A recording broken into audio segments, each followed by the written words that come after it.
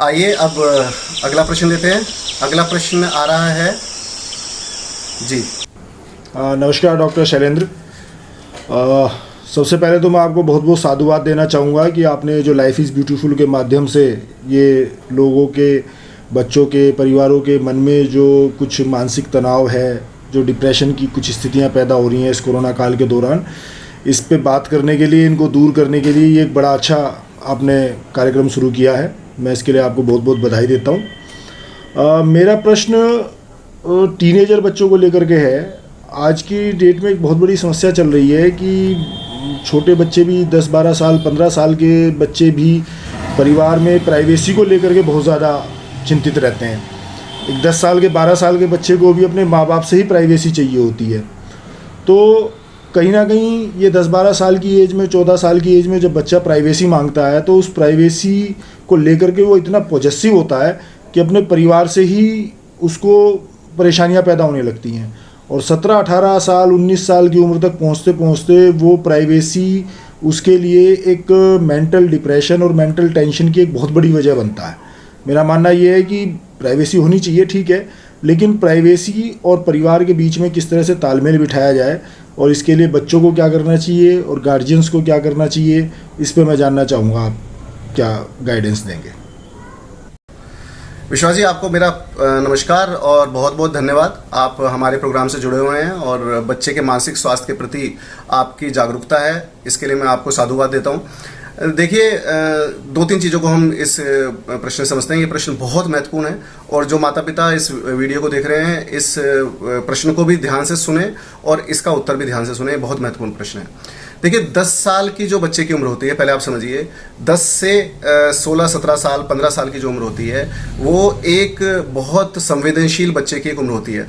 जैसे WHO ने भी बताया है कि 13 से 15 साल के भारत में बच्चे किसी न किसी मानसिक परेशानी से गुजर रहे हैं। देखिए, ये वो उम्र है जिसमें बच्चे के अंदर हार्मोनिकल और फिजिकल ग्रोथ होती है और बच्चे के अंदर ये जो ग्रोथ है ये कन्फ्यूज़न पैदा करती है।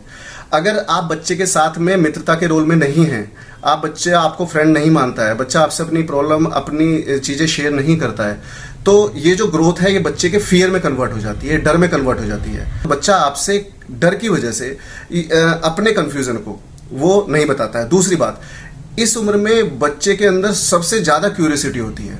बहुत क्यूरियस होता है बच्चा, नई नई चीज़ों को वो अपने जीवन में महसूस करना चाहता है। ये एक उम्र होती है जिसमें बहुत सारे मित्र बनते हैं और उन मित्रों के साथ में उसके अपने अनुभव होते हैं, तो उन अनुभवों को भी वो महसूस करता है। तो ये भी इसी चीज़ पर निर्भर करता है कि बच्चे को लगता है कि मेरे माता पिता मुझे सुरक्षा देंगे, मेरे साथ खुश रहेंगे, अगर मैं ये बात करूँगा तो वो मुझसे नाराज़ नहीं होंगे या मैं अपनी बात उन तक पहुँचाने तक सक्षम होऊंगा।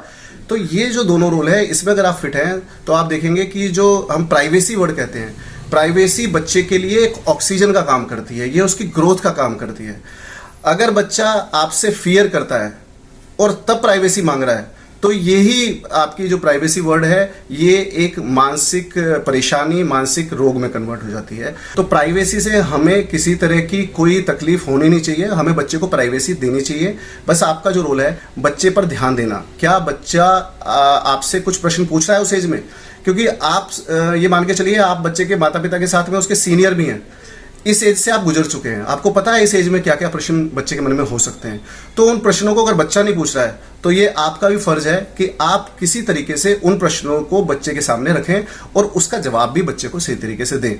अगर ये रिलेशनशिप अगर आपने मेंटेन कर ली तो आप ये देखेंगे कि बच्चा बहुत, जिसे हम बोलते हैं, जीवन तरीके से, उत्तम तरीके से अपने जीवन में, पढ़ाई के क्षेत्र में, अपने स्पोर्ट्स के क्षेत्र में, जो भी अपने खेलकूद में और जो भी उसके मन के मुताबिक जो उसको अच्छा लगता है उन क्षेत्रों में बहुत अच्छी ग्रोथ करता है। मगर दुर्भाग्य ये है कि ये जो मैं आपको बात बता रहा हूँ ये भारत में आज के समय में फिट नहीं बैठ रही है।